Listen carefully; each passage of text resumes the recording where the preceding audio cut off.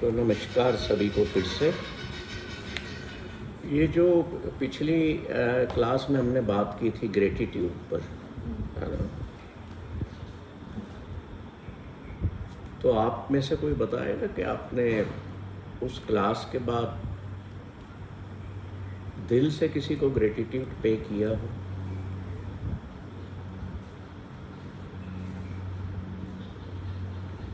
मैं उसके 2 दिन बाद अभी रिसेंटली एक कैफ़े है इनिजियो, वहाँ पर गई थी। तो मतलब ये मेरी जो आपने ग्रैटिट्यूड वाला बताया था ना, वो मेरी स्टार्टिंग से भी हैबिट थी कि मतलब ग्रैटिट्यूड पे करना, क्योंकि मैंने मैनिफेस्टेशन, लॉ ऑफ अट्रैक्शन ये सब रीड किया था, तो मुझे पता था कि इट हेल्प्स, मतलब आप दिल से करो। तो फिर मैं अभी रेस्टोरेंट गई थी, तो मेरी आदत है कि कोई भी अगर क्लीन करता है या कुछ ला के भी देता है तो वो भी ऐसे हो जाता है कि इतनी बार थैंक यू क्यों बोल रही हूँ, बोल देते कि अब आप थैंक यू मत बोलो। तो मुझे बहुत अच्छा लगता है कि वो अपना मतलब डर्टी प्लेट्स क्लीन कर रहे हैं, आप उन्हें बोल रहे हो तो आपका सारी सर्विस कर रहे हैं। तो ये किया था मैंने अभी तो recently। ये पहले भी करते थे या अब परिवर्तन आया? ग्रैटिट्यूड वाली चीज़ ये मैं हमेशा से करती थी, जब से मुझे 4-5 इयर्स हो गए तो तब से। ग्रेटिट्यूड की क्लास के बाद क्या नया मिला आपको?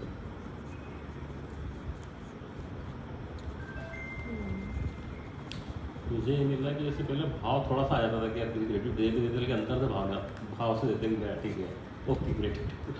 क्योंकि पहले गुस्सा था तो पहले गुस्सा रहता, लेकिन देते ग्रेटिट्यूड, लेकिन अंदर से मन करता था क्या इसको करेंगे, तो वो भाव अंदर थोड़ा चेंज हो गया। मतलब वो दिखावे का था। हाँ चेंज एक और चीज़ जो ये मुझे ना लगती एक है, जगह छोटी पड़ रही थी, मैंने उसको कागज पे लिखा। ठीक है। तो ग्रेटिट्यूड की भावना जो है, जब दुनिया में स्कैरसिटी हो, है ना, मान लो कहीं पानी की कमी है और हमारे पास खूब पानी है, तो क्या हम ग्रेटिट्यूड के भाव में, शुक्रिया अदा के भाव में आते हैं, या हम अपनी मस्ती में ही जीते हैं? जैसे देखिए अभी पिछले दिनों एक खबर आई थी कि बेंगलोर में पानी की कमी है ना, पर हमारे पास तो खूब जल है। तो क्या हमने धरती माँ को या ईश्वर को उस भाव से, कई लोग मुझे बोले कि अरे अच्छा हुआ मैं बेंगलोर में नहीं रहता हूँ, नहीं तो आज मेरा क्या होता। भाई ये तो तुम स्वार्थ की बात कर रहे हो, पर तुम्हारे पास जल है, नहाने के लिए है, घर की सफाई के लिए है, पीने के लिए है, इन abundance, at least in our city we have abundance water, है ना। अभी कोई नहीं नहा के आया है तो मैं मामा जी से कहता हूँ पानी का छर्रा चालू कर दे, नहा लो। तो कहने का मतलब ये है कि जब हम ऐसी नेगेटिव चीज़ पढ़ें या इन्फॉर्मेशन हमें मिले, और अगर हमारे पास वो बहुतायत में है या है भी, कम मात्रा में भी है, तो हमारे दिल से आवाज़ उठना चाहिए कि हे ईश्वर, तेरा शुक्रिया है, वी आर थैंकफुल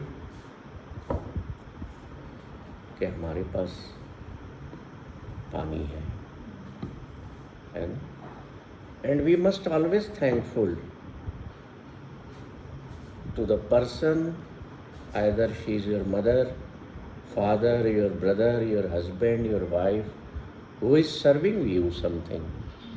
जैसे अभी इस बंदे ने हमें पानी की सेवा की हमारी, तो भले हम ऊपर से ना बोलें, फ्रॉम हार्ट एक आवाज़ उठनी चाहिए अंदर से उसके प्रति।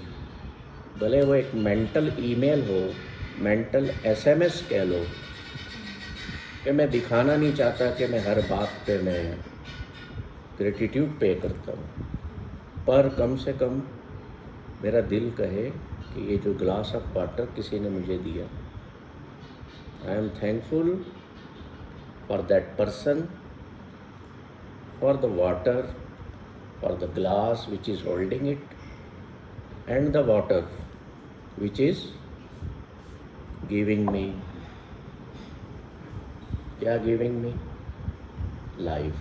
Because पिछले सेशन में मैंने कहा था कि पहला पानी, पहला जीव कौन सा है?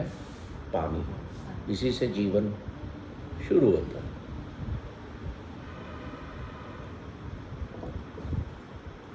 देखो, एक लिस्ट मैंने दी थी कि दुनिया में 1 बिलियन लोग हैं जिनके पास पीने का पानी नहीं। 800 मिलियन से ज़्यादा लोग हैं जिनके पास खाने को नहीं है। 285 मिलियन लोग हैं जो आंखों से देख नहीं सकते। 280 मिलियन लोग से ज़्यादा ऐसे हैं जो सुन नहीं सकते। ऐसे ही अगर आप सर्च करोगे तो you will find there are so many people who are not able to walk, not able to talk. दुनिया में आज 300 मिलियन लोगों के पास में काम ही नहीं है करने का, है ना। 150 से 200 बच्चे ऐसे हैं जो अनाथ हैं। तो ये जब हम इन चीज़ों को, ये जो दिया जाता है आपको, इसको पढ़ने के बाद हमारे अंदर ये भाव आना चाहिए कि भाई मैं तो सब तरह से भरपूर हूँ कि नहीं। दुनिया में लाखों करोड़ों लोग ऐसे हैं जिनके पास रहने की अपनी छत नहीं है, घर नहीं। आई हैव, है ना। कितने लोगों को आज मैं यहाँ बैठता हूँ तो मेरे पास ये इतनी सुंदर पॉजिटिव वाइब्रेशन वाली शांत पूर्ण जगह है, तो क्या मुझे ग्रेटफुल नहीं होना चाहिए इसका? तो हमें हर पल, हर क्षण, हर मिनट इस भाव में, जरूरी नहीं है कि हम दर्शाएं ही हमेशा, कभी कभी दर्शा दें, पर हमारे दिल से आवाज़ उठना चाहिए। वो आवाज़ ऐसी हो कि कम से कम हमें सुनाई दे। ग्रेटिट्यूड की कैसे सुनाई देगी? आपने भीतर से कुछ ऐसा भाव लाए कि ये बंदा मुझे, या ये बंदी, इसने मुझे ये सर्व किया है। एक फील उठे अंदर से, कि एनर्जी डेवलप हो, एक फीलिंग डेवलप हो जो मेरे अंदर भीतर के एक एक सेल को नॉरिश कर दे उस ग्रेटिट्यूड के भाव से। समझ रहे हैं बात? तो वो भाव इतनी भीतर प्रफुल्लता लाएगा, चाहे आप उसको दर्शाएं या न दर्शाएं, आपको अंदर से मस्त कर देगा। जो खून बह रहा है ना, वो भी खुश हो जाएगा। तो अगर खून खुश होगा तो कहीं क्लॉट या कहीं जाम होगा क्या? फिर आपको डॉक्टर की भी जरूरत नहीं पड़ेगी, है ना। किडनीज अपना काम करेगी। किडनीज को थैंक यू कहो, हाथ लगा के, दिल पे हाथ रखो, यार तू दिन रात मेरे लिए धड़कता है, मैं सोया हूँ, तू सोता भी नहीं है कभी, और अगर वो सो गया तो है ना, दिन रात धड़क रहा है, पता नहीं मैं कोई क्या लगा, एक मांस का टुकड़ा तो है ना। अपने को कुछ फ्लो करवाना हो दुनिया में पाइपलाइंस में, तो हम मोटर्स लगाते हैं, बिजली चाहिए, ये सब कहाँ से करंट आ रहा है? It's amazing, it's mystery. तो जब हमारे शरीर के भीतर ही इतना कुछ मौजूद है जिसके प्रति हम ग्रेटिट्यूड में रहें, तो बताओ मेरे को कि दुख फटकेगा क्या फिर पास? कोई आया, अभी ये भाई साहब आए, मान लीजिए मेरे लिए संतरा ले आए हैं, पिछली बार ले आए, मैंने हाथ में रखा, पहले इनको मैंने मन में ग्रेटिट्यूड पे किया, फिर मैं उस संतरे को देख रहा हूँ, उसको जब मैंने छीला तो एक जो उसका पीस निकला, क्या बोलते हैं हम उसको? पंजाबी में फाड़ी बोलते हैं, एक फाड़ी। आप लोग क्या बोलते हो? फाक बोलते हैं। हाँ। फाक। एक फाक। फाक या पाक, जो भी बोलते हैं। तो एक जैसे ही मुंह में लिया, वो कुदरत का दिया हुआ रस मुंह में गया ना, कितनी अच्छी फीलिंग आई। अगर खट्टा ना भी हुआ, थोड़ा सा मीठेपन पे, तो और ज़्यादा मज़ा आ गया कि I am grateful, I am alive, मज़ा आ गया। अब आपने क्या किया? संतरे के छिलके फेंक दिए विदाउट पेइंग ग्रेटिट्यूड, तो उसको बुरा लगा। संतरे के छिलके आर मोर इम्पोर्टेंट, क्योंकि उन्होंने उन फाड़ियों को, उन फाकों की सुरक्षा की हमारे लिए। वो आवरण थे उसका,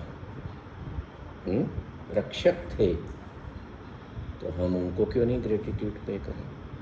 अब वहाँ तक आए तो जहाँ से वो टूट के आया, जो उसको तोड़ के लाया, हम तक पहुँचाया।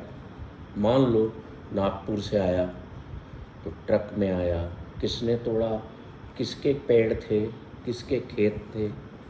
तो your feeling of gratitude, your वो भावना, जो इमोशन है ग्रेटिट्यूड की, वो उसके खेत तक जाना चाहिए। वो बीज किसने लगाया था? मिट्टी ने उसको प्रकाश की तरफ बढ़ाया। तो अब मेरा ग्रेटिट्यूड की भावना कहाँ तक जाना चाहिए? मिट्टी के भीतर भी। तो ये जो चेन अब जब आप कंप्लीट करेंगे ग्रेटिट्यूड की, तो you will be in the abundance of Joy. कहाँ से शुरू हुए? संतरे की फाक को खाते हुए हम ग्रेटिट्यूड पे करते करते कहाँ पहुँच गए? मिट्टी थे और मिट्टी से सूरज से। अब उस पेड़ को खड़े होने में, फल को लगने में जितने भी तत्वों ने मदद की, चाहे वो धरती के थे, आकाश के थे, है ना, पानी, सूर्य का प्रकाश, सबने मिल करके बनाया। सबके प्रति शुक्रिया का भाव। अब मान लो कि वो संतरे का वृक्ष ऐसी जगह पर लगा है जहां बहुत सालों पहले कब्रिस्तान रहा हो, या उस खेत में पानी वहाँ से आता है जहाँ पर अस्थियों को बहाया जाता है नदी में। मान लीजिए ये खेत है और इसमें एक संतरे का पेड़ है और यहाँ नर्मदा जी का जल आता है ना, वही आता है। अब उसमें कितने लोगों की अस्थियाँ बही हैं?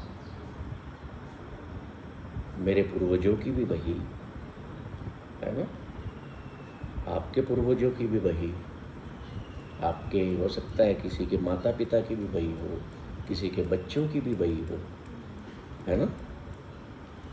तो अब मुझे ग्रेटिट्यूड किसको पे करना है? चूँकि वो जल में समाहित मिनरल्स जो हैं वो मेरे पूर्वजों के भी हैं, तो मेरे को अपने एंसेस्टर्स और उन सारे लोगों को जिनके मिनरल्स उस पानी में हैं मौजूद, मुझे ग्रेटिट्यूड पे करना। क्योंकि ये जो संतरे का रस है ना, ये हम नहीं जानते कितनी चीज़ों से बना है, चाहे साइंस कुछ भी कह ले।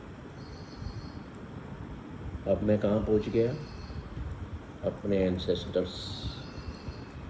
अब देखो आप कहाँ पहुँच रहे हो। ठीक वो संतरा किस किस से बना है? अभी तक तो हम क्या जनरली कह देते हैं, पेड़ पे लगता है कि संतरे के पेड़ होते हैं, है ना, वहाँ लगता है। और वो कितनी चीज़ों से बना है? पीछे गए ना आप, अब लौट के स्वयं पे आओ।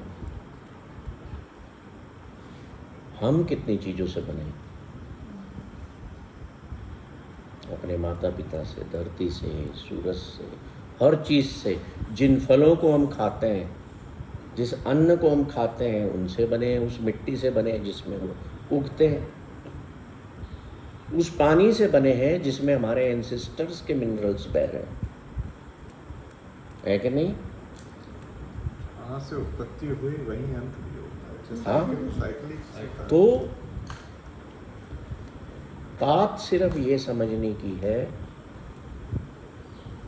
कि हम अपने से कतई नहीं बने।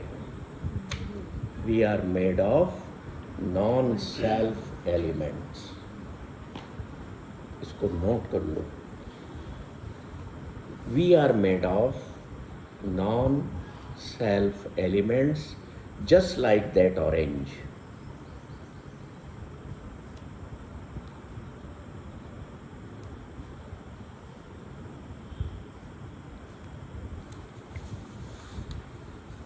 समझ रहे हैं? तो जब हम ये समझ लें, ये जो your eyes are not you, your ears are not you, your nose and tongue are not you, your body and mind are not you. कौन से पेज पर है ये?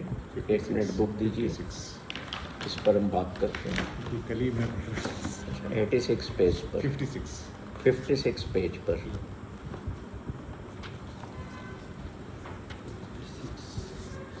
यस, ये 56 पेज जो है इस किताब का, माय हैप्पीनेस का, ये कहता है कि your eyes are not you, your ears are not you, your nose, your tongue are not you, your body and mind are not you. The elements of earth, water, fire, air, space and consciousness are not you. You are not bound by these. Birth and death cannot touch you. ये जो क्यों लिखा गया है, ये इसलिए लिखा गया है कि we are made of non self elements. अब इस किताब में एक पेज पर नॉन सेल्फ एलिमेंट की बात कही गई है, उसको आप लोग ढूंढिएगा और उसको पढ़िएगा, है ना? तो ये मुझे आप सबसे, मैं आप सबको क्यों बता रहा हूँ, क्योंकि आज जो हमारी क्लास है वो कंपेशन पर। हम ग्रेटिट्यूड के रास्ते, जब हम कंपेशन में आते हैं, कैसे आते हैं कंपेशन में? कंपेशन का मतलब होता है करुणा। जब हमने ये समझा कि हम स्वयं से निर्मित नहीं हैं, we are made of non self elements, तो अब आपके भीतर एक भावना जनरेट हो रही है जो आपको सबसे कनेक्ट कर रही है कि नहीं कर रही है? मैंने कहा कि आप देखिए, आप वहाँ से बने, वहाँ से भी बने, उससे भी बने, तो now you are directly connected with all those things. हुए कि नहीं हुए?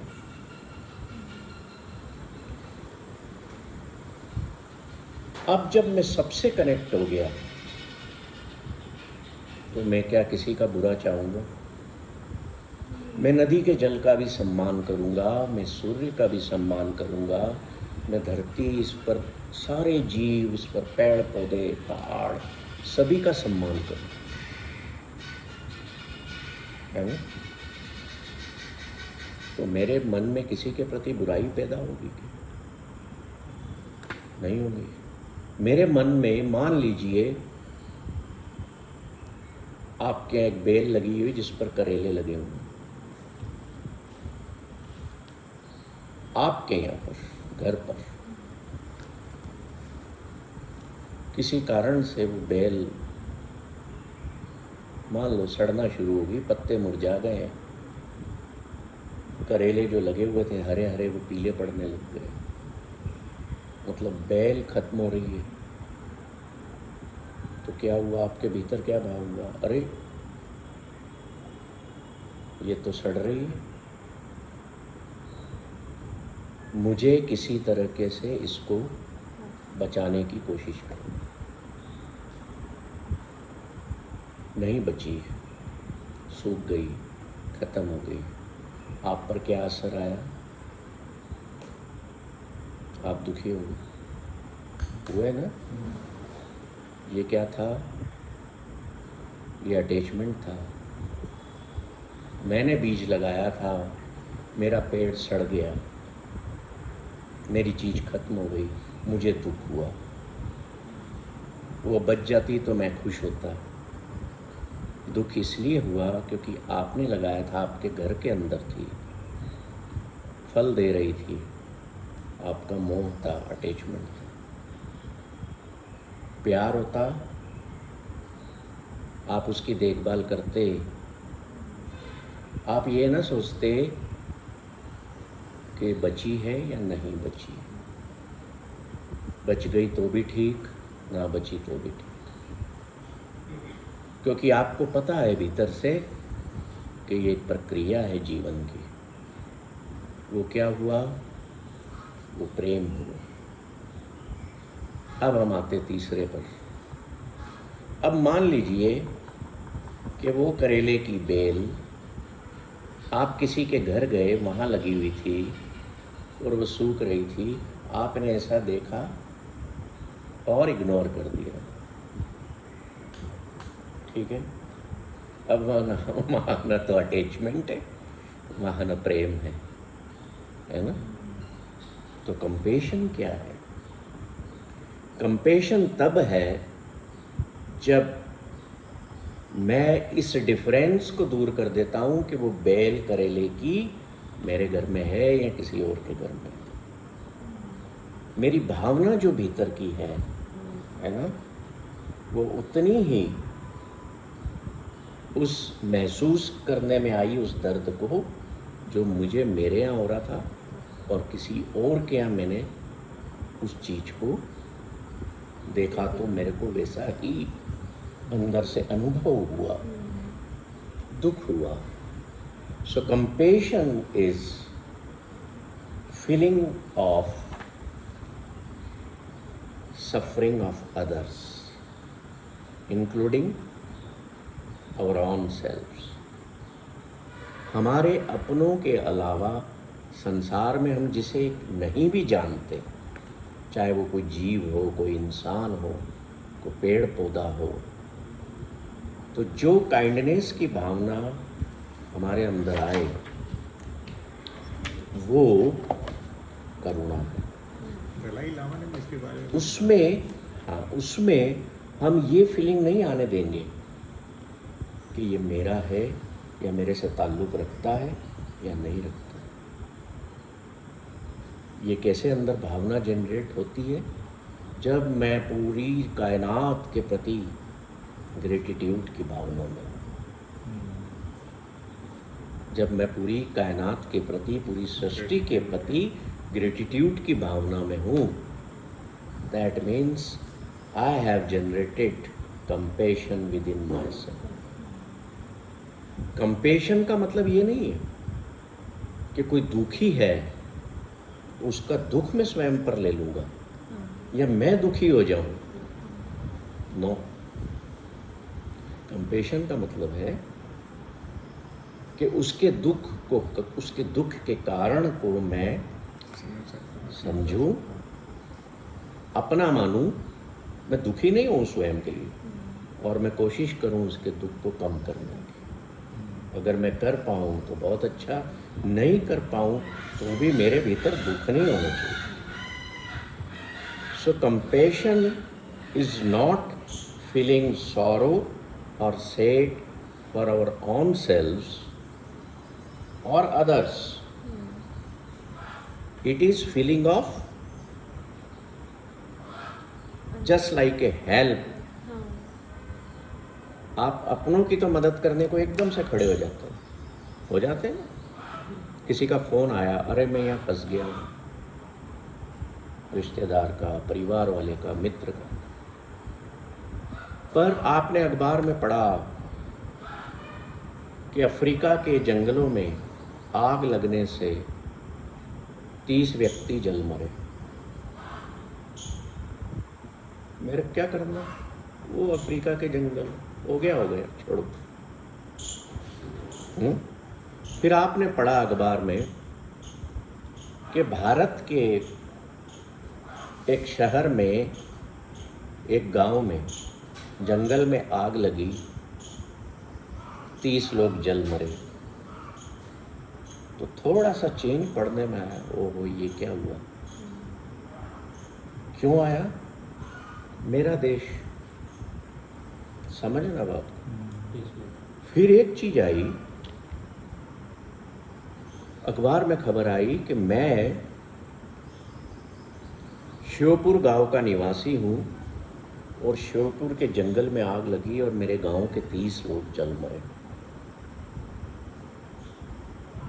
तो आप क्या हुआ? अरे आप अंदर से द्रवित हो उठे, अरे मेरे गांव के लोग जल मरे, मेरे गांव में ऐसा हुआ। आप अटैच थे ना डायरेक्टली। तो कंपेशन ये नहीं है कि मेरे गांव में लोग मरे हैं तो मैं द्रवित होऊं या मैं कुछ करने का सोचूं। मेरी भावना अफ्रीका के जंगलों के लिए भी वैसी ही होना चाहिए। दिस इज कंपेशन, ये करुणा है। अब मैं कुछ कर तो नहीं सकता यहाँ बैठ के, पर मैंने जब अखबार में खबर पढ़ी तो मेरे अंदर भावना आए उन जीवों के प्रति जिन्होंने सफरिंग में रहे, है ना, और उनके लिए हम चाहे 2 शब्द मन में ही प्रार्थना के लिए कह दें। हम कुछ कर तो नहीं सकते, उस एकदम से आप अपने गांव के लिए भी कुछ नहीं कर सकते, पर आप दिन भर उस एक सैडनेस के मूड में हैं कि मेरे गांव में ऐसा हो गया, आप 10 लोगों को बता रहे हैं। भावना जब किसी के दुख, किसी की सफरिंग को महसूस करने की एक जैसी हो जाती है, चाहे हम उसे जानते हों या न जानते हों, परिचित हों या न हों, और हमें लगता है कि हमें कुछ करना चाहिए, वो करुणा है। समझ गए?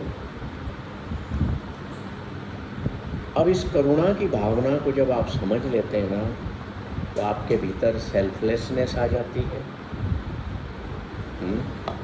आप ग्रीडी नहीं रहते, लालची नहीं रहते, आप रेजिलिएंट हो जाते हैं, आप भय से मुक्त होने लगते हैं, आप एल्ट्रुइज्म के मोड में आ जाते हैं, उपकार की भावना आपके भीतर आ जाती है और आप एक आध्यात्म की ओर बढ़ने लगते हैं।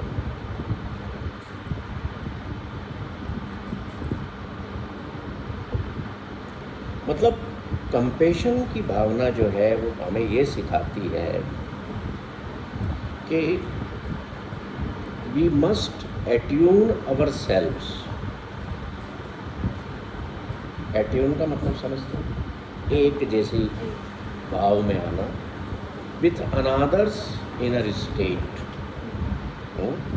With intention and action to ease suffering and share joy. समझ गए? क्लियर हुआ कि नहीं हुआ कंपेशन होता क्या है? क्योंकि कंपेशन जो है ना, ये लोगों को चीज़ समझ में नहीं आती करुणा क्या है। Compassion is the highest energy of love. Compassion जो है वो प्रेम की जो सबसे बड़ी ऊर्जा है वो है, क्योंकि देखो ऊर्जा से जीवन चलता है ना।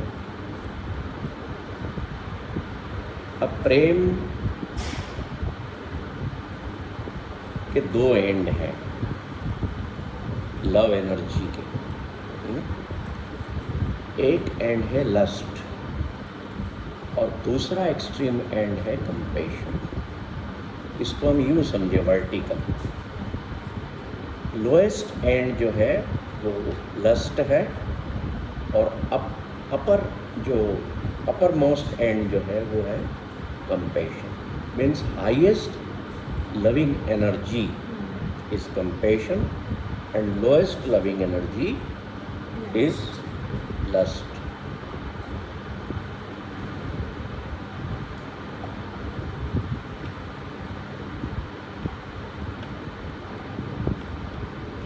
जब महात्मा बुद्ध एनलाइटनमेंट को प्राप्त हुए, प्रकाशित हो गए, आंखें खोली उन्होंने और उनकी आंखों से आंसू बह निकले।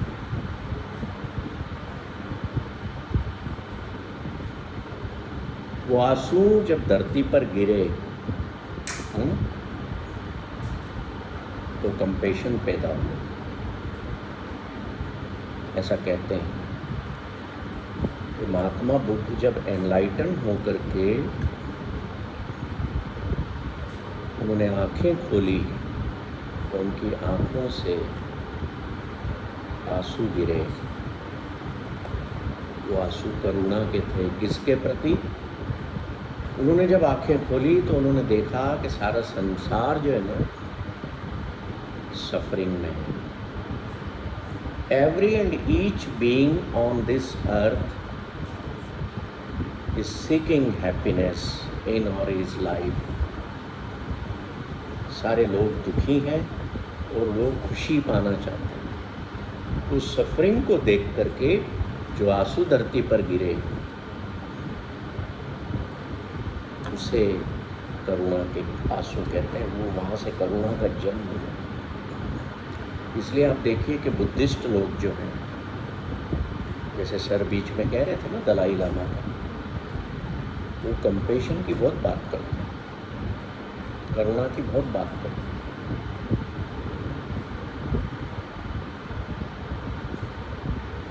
उन आंसुओं में से जब करुणा पैदा हुई तो करुणा ने महात्मा बुद्ध से कहा कि मैं क्या काम आ सकती हूँ। तो महात्मा बुद्ध ने कहा कि तू ही है इस संसार में जो दूसरों के कष्टों को, दुखों को कम कर सकता है। तो कितनी बड़ी चीज़ है।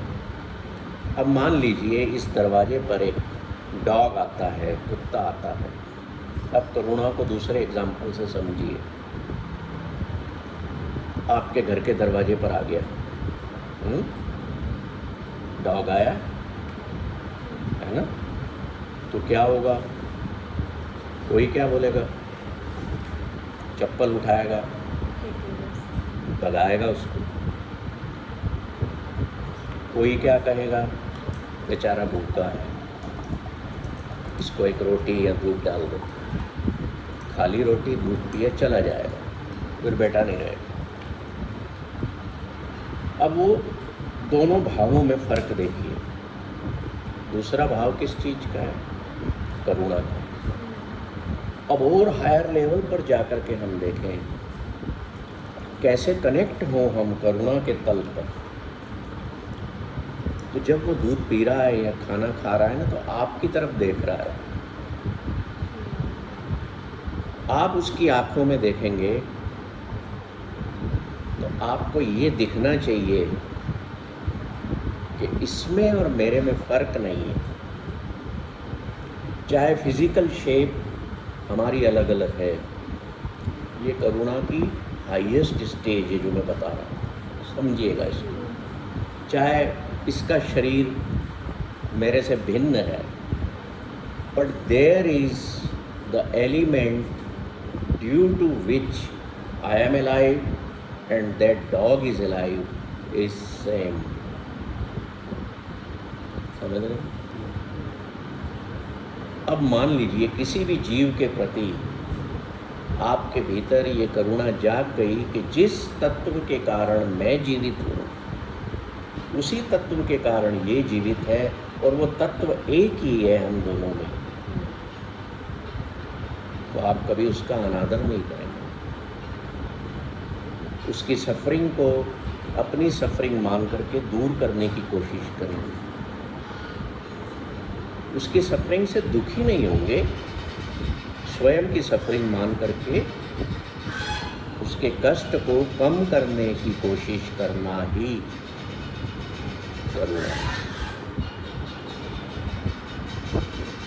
बहुत सारे लोग ऐसे कैट्स आते हैं या डॉग्स आते हैं तो उनको भगा देते हैं ये सोच के कि आज जीत गया तो ये फिर वापस आते रहेंगे। तो तो वो उनके अंदर भी अपन ने जब पहली बार दिया तो वो फीलिंग जैसे सर बोल रहे हैं वो आ जाती होगी ना कि इन्होंने मुझे प्रोवाइड की किसी चीज़ से, इसीलिए वो बार बार आते होंगे आपके पास।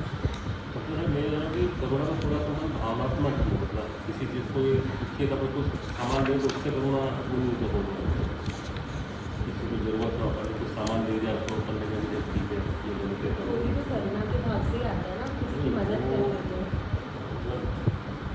लेकिन जब भाव ऐसा नहीं आया ना आपके दिल में, आपने कहा कि ठीक है नहीं ले रही प्रेम जो है इसके 3 फ्लेवर्स होते हैं। There are 3 flavours of love, if you want you can write. पहला फ्लेवर है empathy. Empathy it is ability to understand others from their perspective. Then there is kindness. Ability, empathy is ability to understand others from their perspective, मतलब उनके perspective से समझना दूसरों। इसका क्या मतलब हुआ? एक एग्जाम्पल के तौर पर हम देखें कि कोई आपके पास व्यक्ति आया और बहुत गुस्से में आप पर गुस्सा करे जा रहा है ना, किसी बात को लेकर के। मान लो आपके ऑफिस में ही आया, बॉस है या सबऑर्डिनेट है या इक्विवेलेंट लेवल का, या परिवार में कोई व्यक्ति है, तो आपके भीतर एम्पैथी क्रिएट हो कि ये बेचारा कितना गुस्सा कर रहा है, कितना क्रोध कर रहा है, अपनी एनर्जी कहाँ लगा रहा है, ये बेचारा किसी कष्ट में है ना। ये कष्ट में क्यों है, इतना गुस्से में क्यों है? वो गुस्सा कर रहा है मुझ पर मैं ये सोच रहा हूँ कि इतने कष्ट में क्यों है, किस बात को लेकर के परेशान है। That is. और कंपेशन क्या हुआ? Kindness is compassion. Kindness means मैं फिर उसकी मदद करूं, क्या यार भाई बैठ, क्या बात, क्यों परेशान, उसको मैं हक करूं, कंधे पर हाथ रखूं, या छोटा है तो सिर पे हाथ रखूं, या हाथ में हाथ ले लूं कि भाई क्या बात। सो काइंडनेस जो है वो भी एक तरह से लव का ही फ्लेवर है, और वो होता है it is kindness aims to help another. अब आपने उसको बिठाया, आपके जान पहचान का, आपका सबऑर्डिनेट है या बॉस है या जो भी है, आपने उसकी मदद की, तो आप उसके प्रति काइंड हुए। काइंडनेस और कंपेशन में बाल नुमा, जैसे कहते हैं ना, डिफरेंस ऑफ हेयर डिफरेंस, वो ये है कि कंपेशन में कोई दायरा नहीं है कि ये मेरा अपना है, पराया है। सो कंपेशन ये नहीं सोचता कि ये कोई और है या ये मेरा नहीं है, उसका दायरा बढ़ जाता है।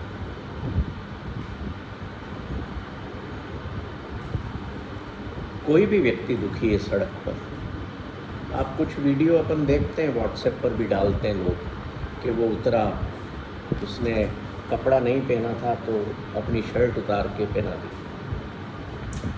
अब वो कोई चाचा जी तो नहीं लगते थे या मामा जी तो नहीं लगते थे। That act was out of compassion, है ना। तो ये जो 3 फ्लेवर हैं ये लव के ही हैं। Sympathy, you will not try to understand others perspective. आपको उसके प्रति एक भावना रहेगी, कह रहे यार ये ठीक नहीं हुआ, ये ठीक नहीं हो रहा, पिटी करोगे आप। हाँ पिटी करोगे। पर एम्पैथी जो है ना, उसको हम उसके पर्सपेक्टिव से समझने की कोशिश करें कि यार इतना गुस्से में क्यों। एंड जैसा मैंने कहा कि compassion is highest energy of love, है ना। अब देखिए जीवन में रिश्ते क्यों टूटते हैं, हम कुछ बीच बीच में प्रैक्टिकल चीज़ें भी लें। संबंध क्यों ब्रेक होते हैं, ज़्यादातर पति पत्नी, वहाँ कंपैशन नहीं होता। सबसे पहली चीज़ वहाँ होती है लस्ट। जो दो फिजिकल बॉडीज़ के बीच में जो प्रेम होता है उसे लस्ट कहा जाता है। That is lowest level of love energy. वहाँ रिलेशंस में एक दूसरे को एक वस्तु की तरह प्रयोग में कर लिया जाता है। तुम भी प्रयोग कर लो, मैं भी प्रयोग के उपयोग कर रहा हूँ, यूज़ कर रहा हूँ, ठीक है।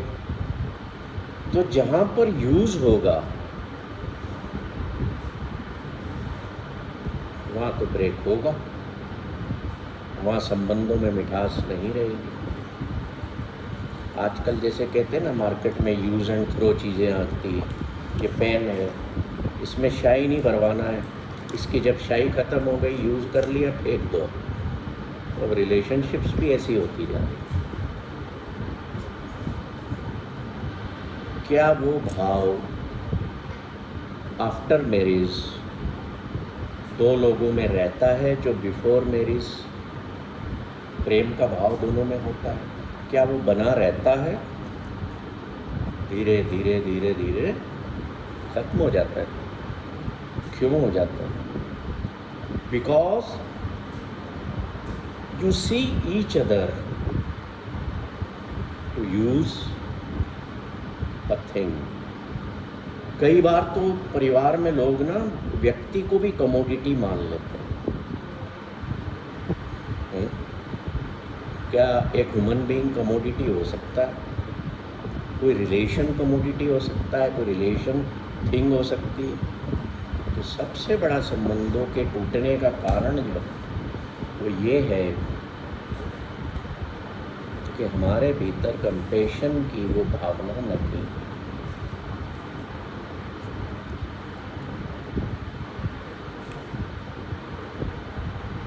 अब ये क्यों नहीं भावना होती? इसलिए नहीं होती कि परिवार में भी, संबंधों में भी हर व्यक्ति के अपने अपने प्रेफरेंसेस और प्रीजुडिसेस होते हैं। हम रिश्तों में प्रेम से न चल करके हम जजमेंट से चलते हैं, तो टूटन तो होगी। फिर आपके भीतर कुछ चल रहा है, बोलिए आप। नहीं कुछ उठ रहा है अंदर, बताइए, खुल के बात करिए करिए। देखिए मैं आंखों से पढ़ लेता हूँ। आप जब ये कह रहे थे ना, जी। मैंने इसी में मेरे को ये छुपा था, मैं आपको बता दूँ। ये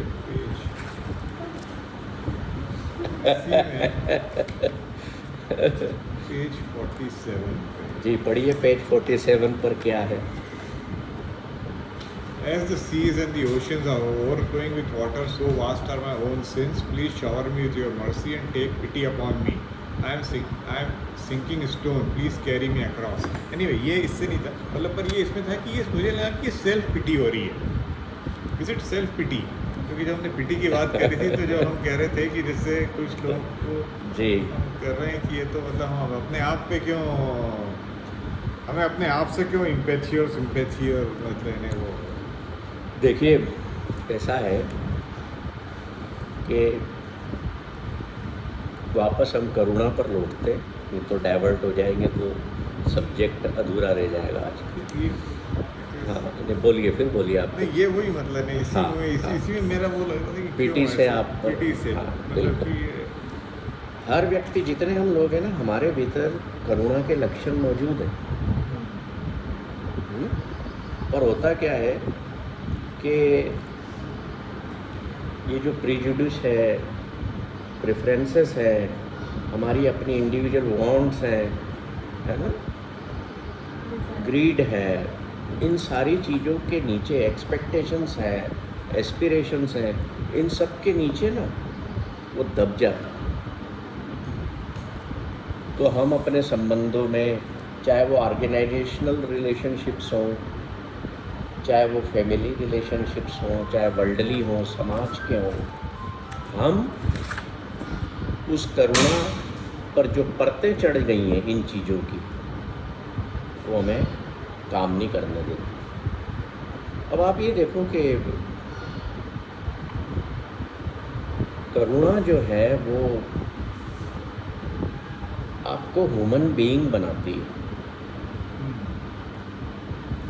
और ये परतें आपको क्या बना देती है? एनिमल बना देती है।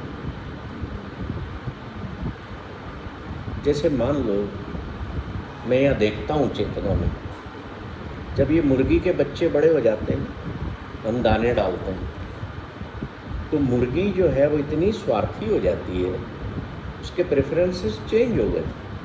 पहले क्या करती, जब बच्चे चूजे इतने छोटे छोटे हैं, उसको खुद न खा करके वो उनको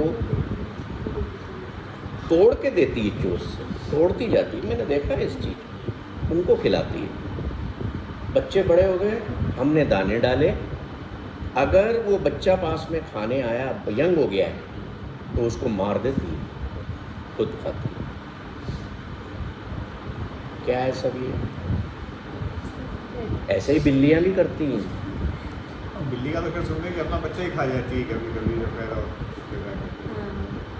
डॉग्स ये क्या है ये सब? है ये कि फ़र्क समझो। To be human being, to be an animal. So compassion disciplines the animal within us. जिस तरह से हमारे भीतर ह्यूमन बीइंग भी है तो एनिमल भी है। कई लोग आप बोलते हो ना जानवरों जैसा व्यवहार कर रहा है, उसका अंदर से वो एनिमल जाग गया है। तो compassion disciplines the animal within us, making us again human. मतलब जैसे बहुत सारे लोगों को तो पता ही नहीं होता है फीलिंग ऑफ कंपैशन है, लेकिन वो फॉलो कर रहे हैं। बट ऐसा हो सकता है कि वो किसी से देख के इन्फ्लुएंस हो गए कि नहीं ये तो ऐसे ट्रीट करता है तो मुझे भी ऐसे ही ट्रीट करना चाहिए। बट उन्हें पता नहीं था कि वो तो इतनी अच्छी चीज़ थी फीलिंग ऑफ कंपैशन, और वो चेंज हो जाए। तो ऐसे ऑब्जर्वेशनल लर्निंग से भी हो सकता है, आप दूसरों को देख के अपना, दूसरों को देख करके ज़्यादा सीखा जाता है, बजाय कि पढ़ने के या है ना। घर वालों और उन सबके आसपास देख देख के काफ़ी सीख